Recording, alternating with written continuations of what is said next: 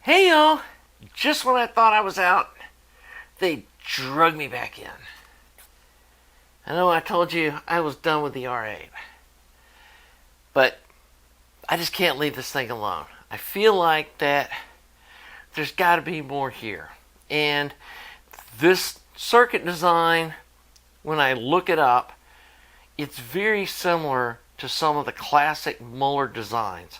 So I don't think there's anything wrong with the actual circuit design itself, but there's just something about it that just doesn't push the right buttons for me. And I know I've talked about, kind of preached that you need to like size the output of the amp for your use case. And yeah, I get all that. I've got pretty efficient speakers and I'm not using much of the volume on this thing, but I just still feel like there's got to be something here that it's worth tinkering around with it some more, because I'm not listening to it. And so, probably giving away what I'm planning on doing next. Got a pair of FC60-5 ISO Tango output transformers to put in this thing and see what that does sonically for this amplifier. Because I've got a good set of tubes that I really like in it, and you know, these Horizon output tubes these are the 6H8C type 6S and 7 tubes, which I know people are like, oh, those are the cheap tubes the amp comes with. Man, they're good sounding tubes. And I'm trying to think, what am I using for my 6SL7s right now? Well, it's got the Willsenton tubes in it, but that's not what I'm using. I think I've got some Sylvanias. I do want to try some adapters with some 9-pin 12AX7s. I just tried that with my buddy's R8. That was the original one we did in that series, and it really brought the amp to life. And so, you know, if that works, I may end up actually just rewiring the tube sockets and, you know, putting those adapter plates or something and adapting it to natively use 9-pin tubes here. The other thing that, and I'm having to rethink and kind of take back some of my generalizations on some of this power supply stuff. This center 6S and 7 makes a pretty big difference in the way the amp sounds.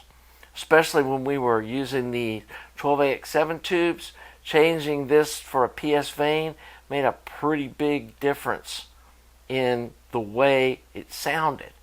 And so, anyway, not going to dive into all of that stuff today.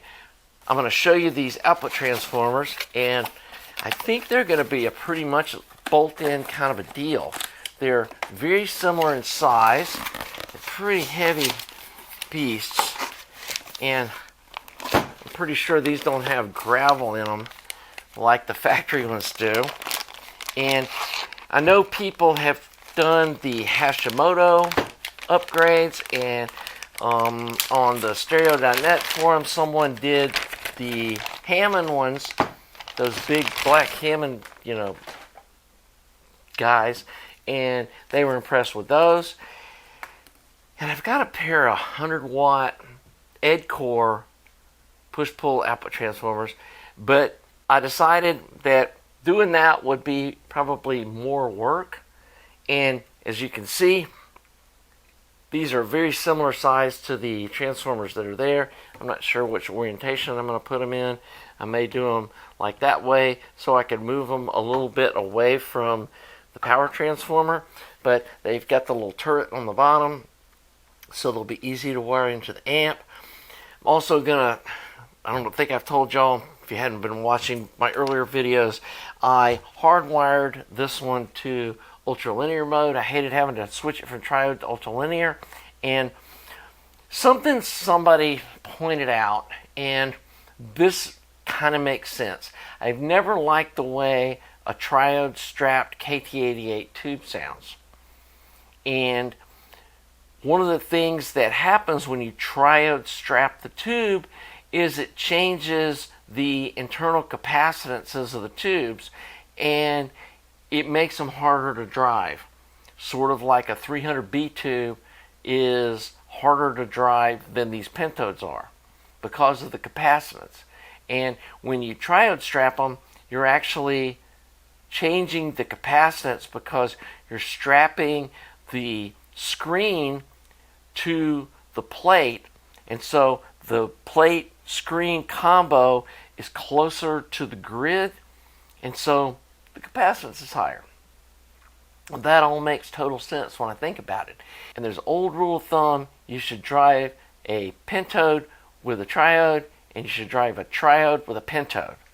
And I found that to be true when I was working on my 300B amp, that when I used a triode, what was a series of 2 triodes to get the voltage up high enough, or the voltage swing up high enough for a 300B tube, didn't sound good at all compared to when I cast-coded those 2 triodes, which is basically making a virtual pentode.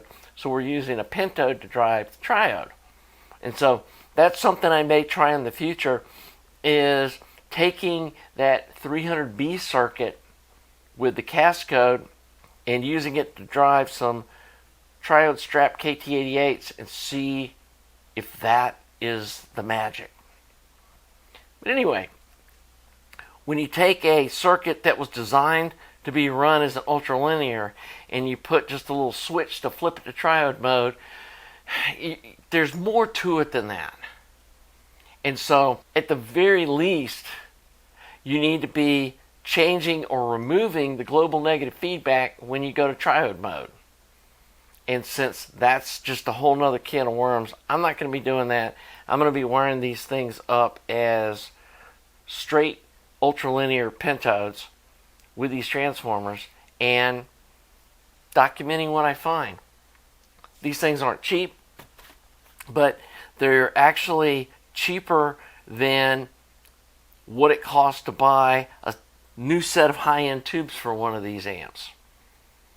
So when people are saying, why are you spending, like these were $800 or something like that, I'll put it up here what they retail for.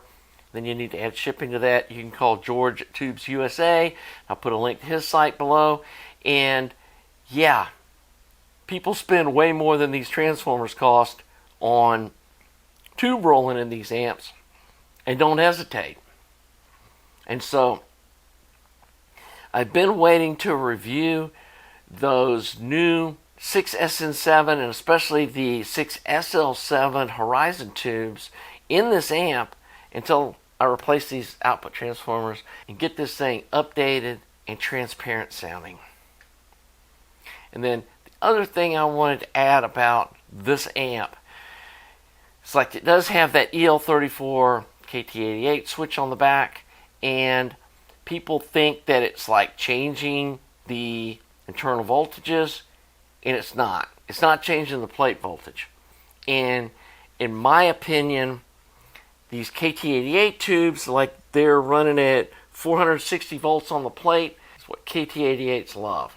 But then when you drop in some EL34s and basically just recalibrate the meter and where the bias adjuster's working to bias down the EL34s so you're not roasting them, you're going to have even more plate voltage. And I personally think EL34 tubes sound better with around 400 volts on the plate. And, to drop 100 volts or 80 volts of plate voltage, you're going to have to put a monster resistor that's going to be just generating tons of heat, and then you're putting that much resistance into the power supply, which is not a good thing. And so, yeah, but everybody's got different tastes. Some people love the way these things sound with a EL34 tube. And then I start wondering, is that because these output transformers are struggling to deal with the KT88 tubes? And once you put a really good output transformer, then these KT88 tubes can shine. So anyway, just wanted to do a short kind of a reveal about what's in store with the R8. I don't think this is going to be a big project. I don't know exactly what the bolt pattern is. Probably going to have to drill some holes. The nice thing is they come with this little plate that also acts as a drill guide. And I know there's already a big square hole in the top of the chassis, and so this little turret should fit right through there. So it's, you know, who knows, these bolts may line up with what's there. We'll find out when we get in there. But worst case, we'll be drilling some holes, which, again, with this little plate, it's easy to mark and drill. So that's not even a hard DIY project for you folks that aren't used to doing that kind of stuff. And then you just solder the wires up. So anyway, hope you're enjoying my channel. Hope you enjoyed this little update here. You know, who knows when I'll get to this. I've got so many things on my plate. I've got to finish up. Got one EL34 amp that somebody's ordered, and then I think I'm going to take a break from taking orders on new amps until I can get some of these other projects done. I've got the 6C33C amp I need to finish up. I've got some 2A3 monoblock updates we need to do. I've got this update. I've got the Acro Sound 6V6 amplifier I want to build. And again, this is a hobby, although kind of ventured into a business. I do want to keep this fun, and I really want to kind of get away from doing some production line work for a little bit. I do have a couple of EAR 834 clone preamps that are ready to go if anybody's interested. So anyway, hope you're enjoying this content. If you haven't subscribed, please subscribe. Thanks to you Patreon supporters. And until the next video, have a nice day.